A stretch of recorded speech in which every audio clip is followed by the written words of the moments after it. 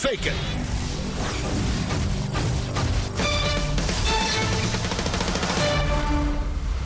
Good evening from New York. The torture debate ended today. It was at 8:40 a.m. Central Daylight Time. It was in the most unlikely of venues, the radio studio of a Chicago shock jock named Eric Mancow Muller, fully of the right to the degree that he once claimed on air that Barack Obama was a secret Muslim, then called then DNC Chairman Howard Dean a, quote, traitor, and once insisted with no qualifications that waterboarding was not torture. Our fifth story in the countdown. And then he had himself waterboarded today to prove that it was not torture. How long is the average person, can they take this? About 14 seconds. 14 seconds? That's the average. 14 seconds done properly, yeah. Now, we've got to get your face covered here, all right? Here we go. We're going to get it nice and wet. He's dunking the cloth in a bucket of water now. Yeah. Okay. Get ready to put it over your face, okay? Okay. All right, it's going over Mancow's face. Should you cover my mouth, too? No, we want to see you scream. We want to see him scream. All right. All right, we're coming up here. All right, EMT Rossi standing by? Yes.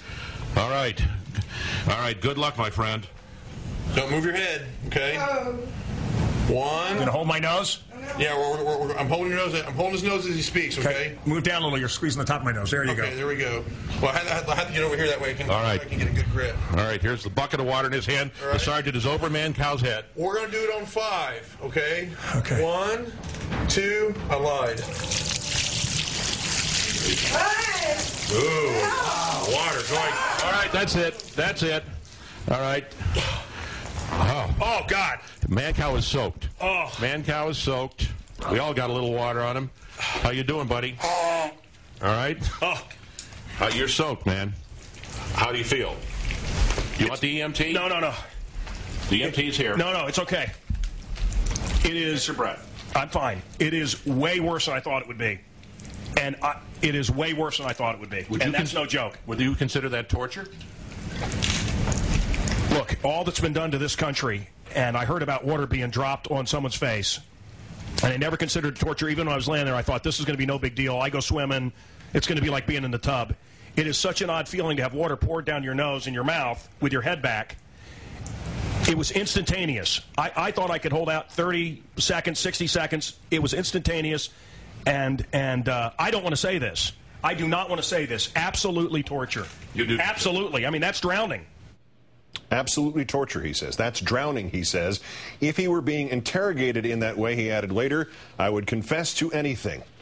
Mr. Muller lasted 6 seconds, and he, unlike prisoners who were waterboarded, had a toy cow that he could throw, and he had had enough. And he, unlike prisoners who were waterboarded, obviously knew it would end. He knew it would not kill him, and he, unlike prisoners who were waterboarded, was not subject to any other potential element of being a prisoner, like confinement or sleep deprivation or temperature extremes, or having it done to him another 182 times. As a healthy 42-year-old man, Mr. Muller underwent what might be easily called the Rolls-Royce version of waterboarding. 6 seconds torture. Let's turn to MSNBC political analyst, contributor to the Huffington Post, Lawrence O'Donnell. Lawrence, good evening. Good to be with you, Keith. Let's recall one of the lines from Mr. Cheney's speech yesterday. To call this a program of torture is to libel dedicated professionals. Did this demonstration pretty much tell Mr. Cheney where he could put that sentiment? Finally, yes, Keith. And the fact that it comes from the conservative side of the radio world, I think, gives it more credibility even. I spoke to a Navy SEAL, former Navy SEAL last week, who went through this process in the training programs that we've all heard about.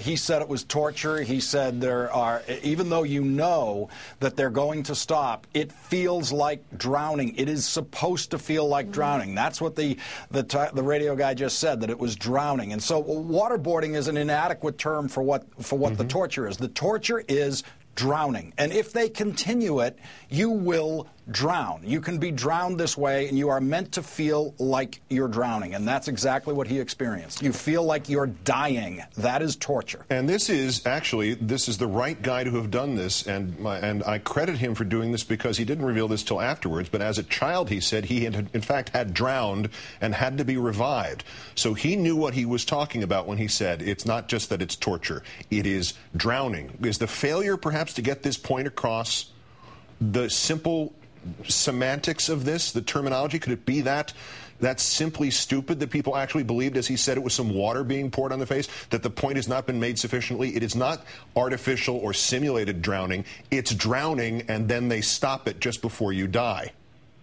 Well, this is a guy who's been listening to the debate, obviously, you know, for the better part of a year, and had an impression that you are on a board and someone pours water on your face, and big deal.